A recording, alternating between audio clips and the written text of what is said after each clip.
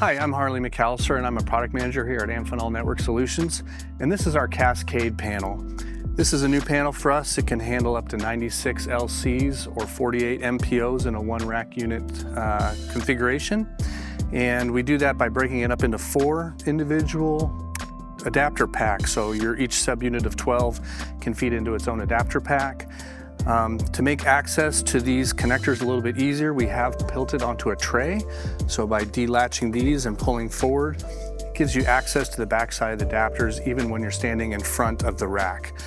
When you're bringing cables in from the back, we do have a series of clips here to provide some cable management, but there's no cable management in the front, so it's basically a no-frills kind of design. If you want to add like a tie bar or something like to the front, that's certainly capable of that, but it doesn't come with the unit.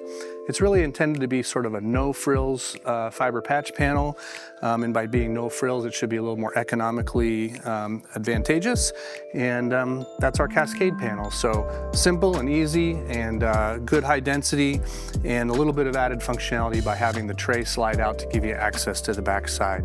If you have more questions, please contact us and we'd be happy to help you. Thanks.